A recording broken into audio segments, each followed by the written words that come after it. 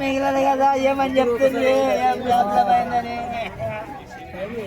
ల్యాప్టాప్లు ఫోన్లు జీతం వచ్చిందాక చెప్పమని చెప్పారు.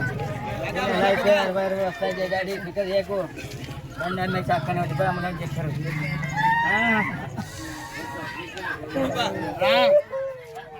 పదకొండు సంవత్సరాల నుంచి బండి నడిపిస్తా.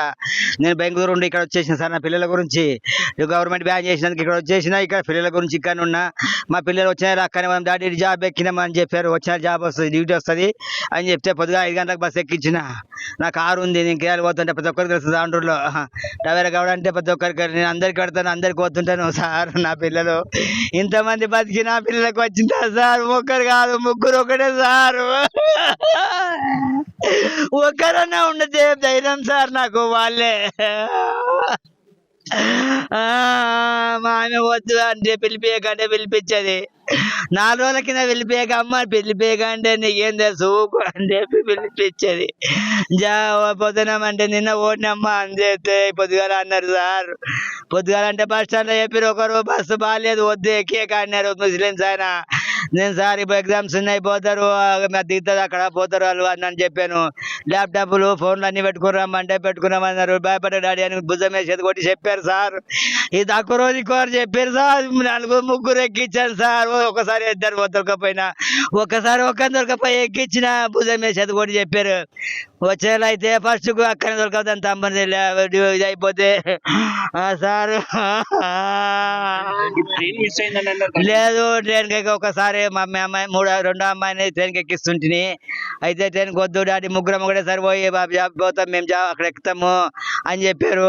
అందుకే చెప్తే ఎక్కించాను సార్. నేను రాత్రి మా ఆమె మాట లేదు పిల్లల్ని నేను 10 గంటలకు వచ్చేసిన.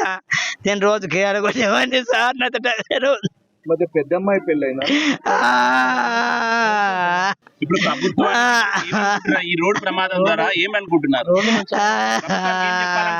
ఈ సంఘటన ద్వారా ప్రభుత్వం రోడ్డు ఉంటాయి సార్. నేను కూడా రోజు పోతుంటాను. నేను రోజు పోతాను, నాకు బండి నడిపిస్తుంటా. నేను డ్రైవర్ని. నా పిల్లలే బతకలేరు, అందరి పిల్లలు బతికారు బస్సులో. కొంతవరకైతే రోడ్డు వల్లనే కాదు సార్ ఇప్పుడు ప్రాబ్లం అయిందంటే మొత్తం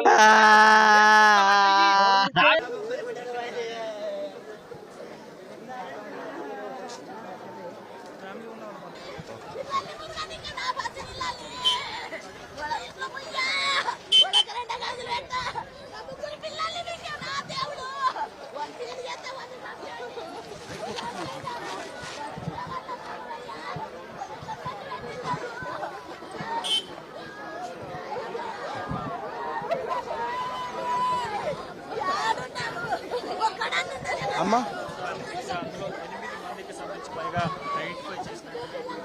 నాకు 3 పిల్లలప్పా. నాకు 5 మంది పిల్లలప్పా. ఈ 3 ఆడపిల్లలు ఏడుండ్రప్ప హైదరాబాద్ పోతుండ్రప్ప చదువుకునికే. ఈ హాస్టల్కి వెళ్ళేటప్పుడు ఈ కర్మ అయింది, ఎగ్జామ్స్ ఉన్నాయని రప్ప. నిన్న పోతామంటే తోలియనన్న పోతి నేనేమల్లా. నా పిల్లల 3 పిల్లల పేర్లు ఏంటండి? నా పిల్లలు అయితే నేనేం చేస్తున్నప్పా.